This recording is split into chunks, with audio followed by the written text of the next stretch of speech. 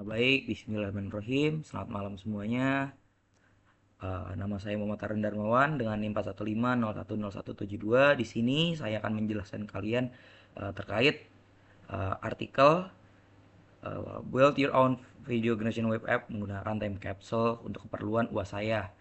Jadi setelah saya membaca-baca, sempat dari 3 hari sampai 4 harian lah, saya mengulik terkait website ini. Juga tentunya sedikit saya menggunakan bantuan ChatGPT terkait perubahannya dari bahasa Inggris ke bahasa Indonesia.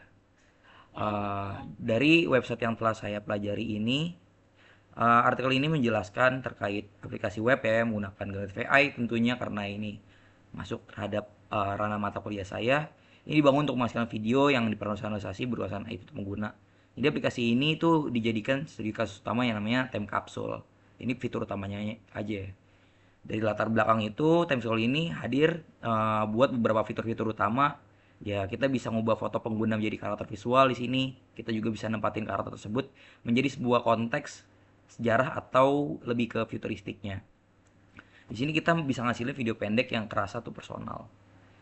Ini ada beberapa ini yang tadi saya telah kasih tahu. Di sini juga kita bisa upload image-nya dan beberapa tahap-tahap setelahnya. Saya ingin menjelaskan sedikit terkait keunikan tab capsule ini. Ini terletak pada personalisasinya yang dimana pengguna tuh nggak hanya nonton video AI doang, tapi juga jadi subjek utama di dalam video tersebut.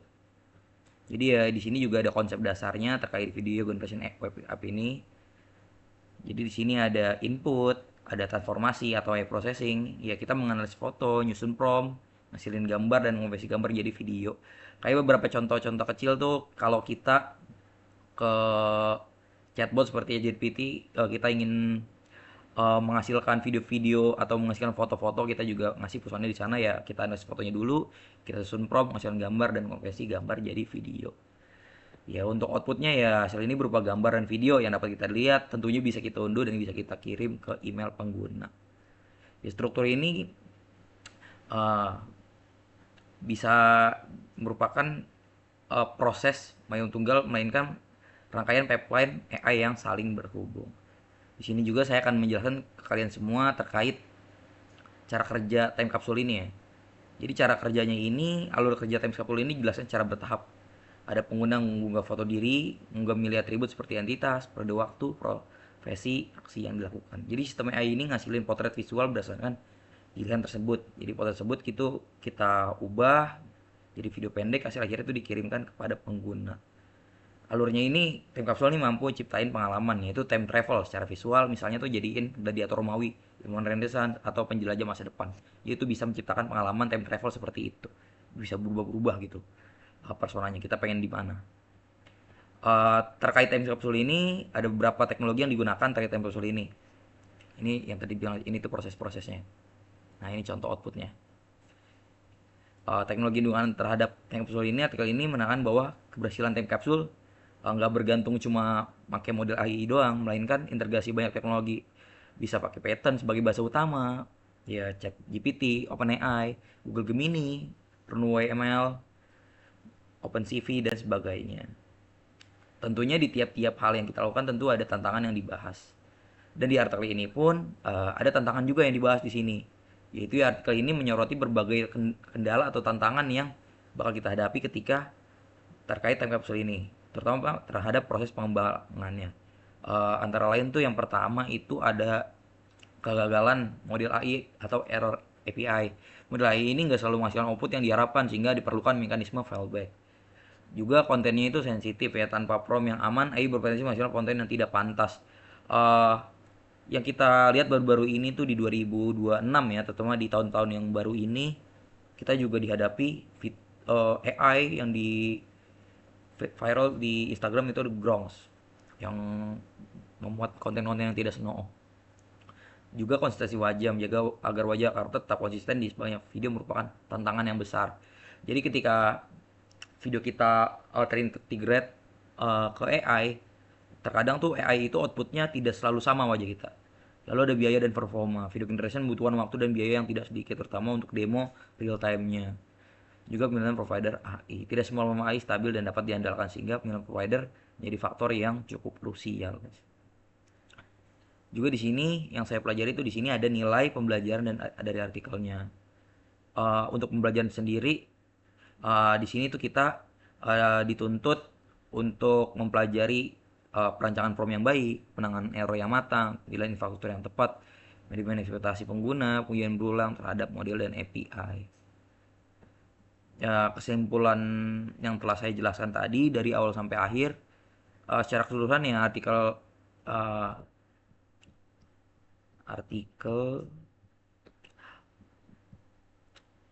Build Your Own Video Generation Web App with Time Capsule ini menjelaskan bagaimana sebuah ide kreatif dapat diwujudkan menjadi aplikasi Gen AI yang interaktif melalui integrasi berbagai model dan teknologi tentunya.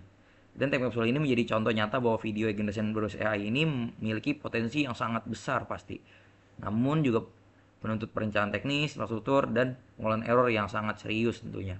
Jadi penjelasan dalam artikel ini sangat relevan sebagai referensi akademik maupun praktisi bagi pengembangan yang ingin memahami cara kerja, tantangan, dan peluang dalam mengembangkan aplikasi video berbasis generatif AI. Saya juga sempat mencoba untuk mengimplementasikan artikel ini terhadap apa yang bisa saya lakukan terhadap artikel apa yang telah saya dapat di artikel ini. Hasil daripada hasil itu proyek saya mengalami sedikit error ya. Mungkin saya bisa sharing kepada teman-teman ataupun kepada Bu Umni terkait proses saya saat melakukan tahap pengerjaan proyek itu, tetapi proyek itu error. Jadi hal itu saya dapat di sini. Maaf salah. Nah, nah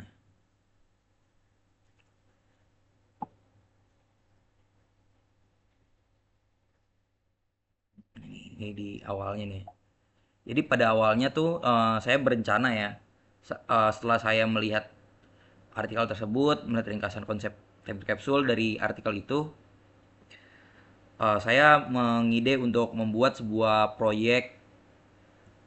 Saya ingin mengimplementasikan hal tersebut terhadap proyek saya menggunakan Google Colab.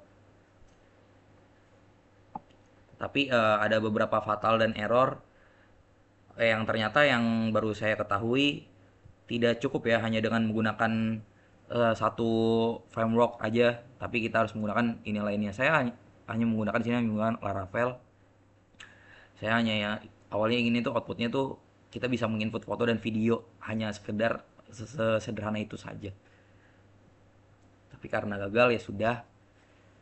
Nextnya ini menjadi pembelajaran saya untuk proyek-proyek saya ke depannya. Itu saja yang bisa saya sampaikan. Assalamualaikum warahmatullahi wabarakatuh.